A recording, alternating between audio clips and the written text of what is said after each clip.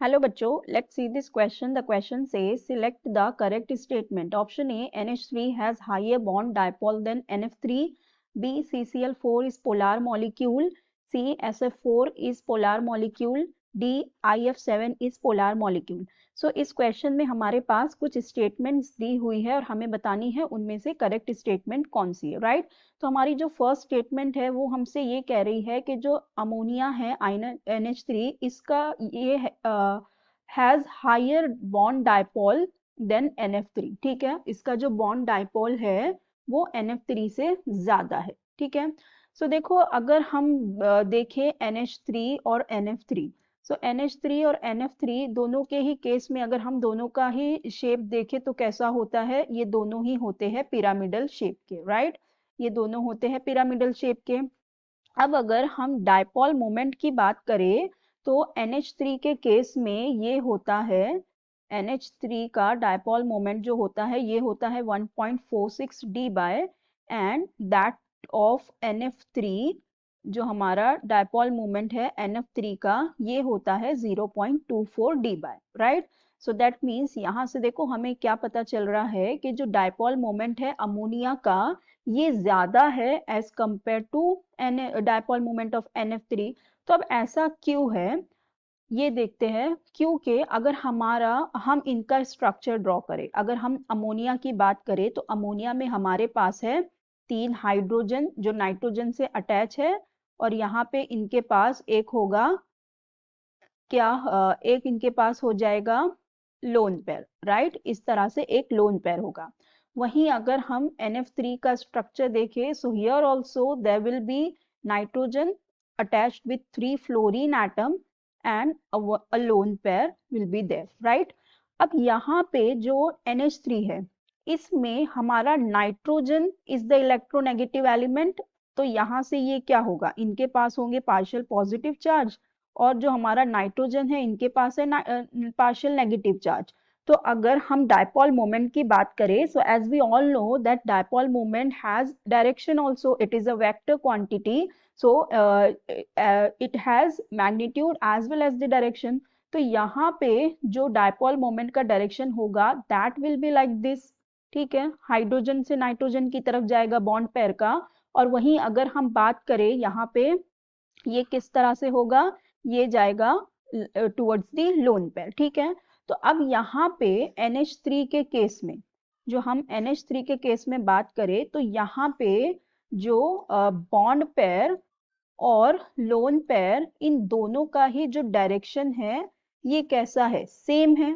ठीक है, इनका डायरेक्शन कैसा है, सेम है, तो ये एक दूसरे को कैंसिल आउट नहीं करेंगे। वहीं अगर हम बात करें NF3 की, तो यहाँ पे हमें जो पता है कि fluorine is more electronegative than nitrogen, तो यहाँ पे होगा क्या, जो डाइपोल मोमेंट की डायरेक्शन होगी वो टुवर्ड्स फ्लोरीन होगी क्योंकि ये मोर इलेक्ट्रोनेगेटिव है, और यहाँ पे लोन पेयर की इस तरह से।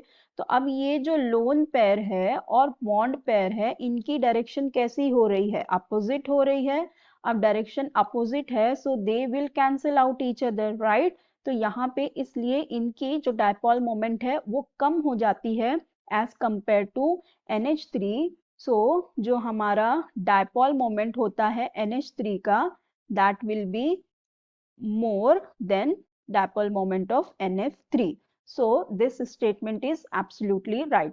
Now let's move to the next statement which says CCl4 is polar molecule.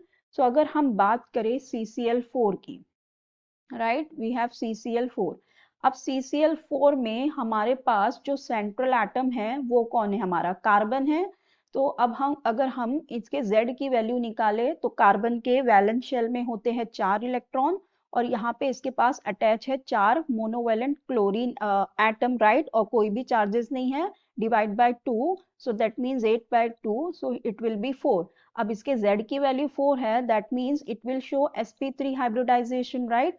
And if the hybridization is sp3 and there is no any lone pair of electrons, all these 4 are the bond pair, so the structure will be tetrahedral, right? तो यहाँ पे अगर हम इसका structure देखें तो वो क्या होगा, टेट्राहेड्रल होगा। और हमें पता है जो टेट्राहेड्रल स्ट्रक्चर होता है इसके केस में जो हमारा मॉलिक्यूल होता है वो कैसा होता है, नॉन पोलर होता है, राइट। टेट्राहीड्रल अगर हमारा स्ट्रक्चर है टेट्राहीड्रल, तो इसके केस में जो मॉलिक्यूल होता है वो नॉन पोलर होता है, क्योंकि यहाँ पर भी वही हो जाता है, अपोजिट डायरेक्शन में होगा डायपोल मोमेंट, तो वो क्या करता है, दे कैंसल आउट ईच अदर, ठीक है, इस तरह से होता है। तो ये एक दूसरे को कैंसिल आउट करते हैं, तो जो नेट डायपोल मोमेंट है वो आता है 0। तो यहाँ पे ये जो हमारा CCl4 होगा ये हो जाएगा non polar because it has tetrahedral geometry. तो इसका मतलब ये जो हमारी स्टेटमेंट दी गई है ये रॉन्ग है, क्योंकि जो CCl4 है it is a non polar molecule. Then the next statement says SF4 is polar molecule. So अब बात करते हैं SF4 की। सो जो SF4 होता है, यहाँ पे अगर हम देखें तो सल्फर के पास अगर हम इसके Z की वैल्यू निकालें, होते हैं 6 इलेक्ट्रॉन और यहाँ पे 4 मोनोवेलेंट एटम है, कोई चार्जेस नहीं है, तो ये होगा divide by 2, so that will B 10/2, so that means 5। तो यहाँ पे हमारे पास Z की वैल्यू आ गई 5, सो दैट मीन्स यहाँ पे हाइब्रिडाइजेशन क्या होगी, sp3 डिहाइब्रिडाइजेशन होगी, और sp3 हाइब्रिडाइजेशन होगी तो इसकी जो ज्योमेट्री होगी, इसका जो शेप होगा, दिस विल बी सीसॉ, ठीक है, इसका जो शेप होता है ये सीसॉ होता है।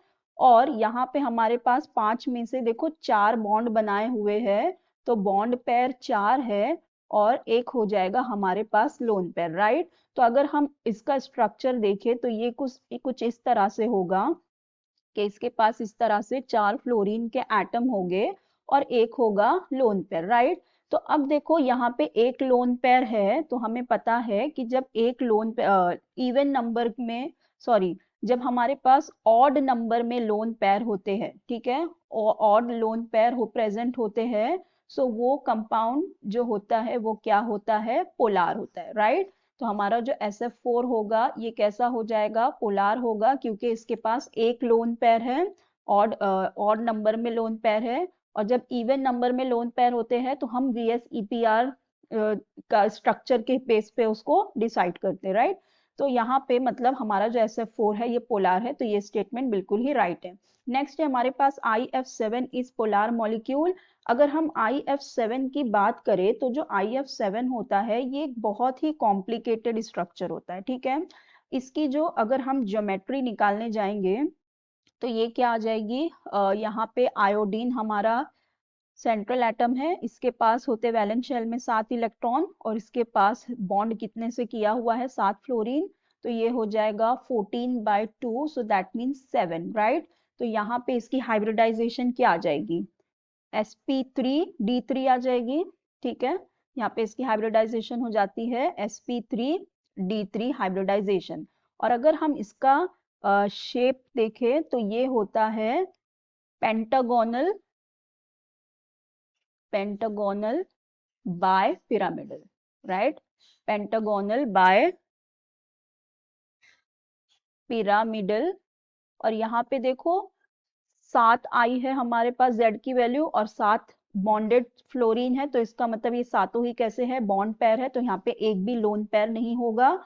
तो अगर हम इसका स्ट्रक्चर देखें तो ये कुछ इस तरह से हमें दिखाई देगा, ठीक है, इस तरह से इसके पास फ्लोरीन एटम होंगे, एक यहाँ पे और एक यहाँ पे, ठीक है। तो इसका स्ट्रक्चर कुछ इस तरह से होता है, राइट। तो अब बात करें हम इसकी पोलैरिटी की, तो जो हमारा IF7 होता है ये एक नॉन पोलर मॉलिक्यूल होता है, ठीक है। ये कैसा होता है, ये हो जाता है नॉन पोलर, इसका स्ट्रक्चर बहुत ही होता है कॉम्प्लिकेटेड और ये होता है एक नॉन पोलर मॉलिक्यूल, मतलब ये स्टेटमेंट हमारी रॉन्ग है। तो हमसे करेक्ट स्टेटमेंट पूछा था, तो हमारी करेक्ट स्टेटमेंट कौन सी है, A and C, तो हमारा करेक्ट ऑप्शन हो जाएगा A and C। So I hope you understood it well. Best of luck. Thank you.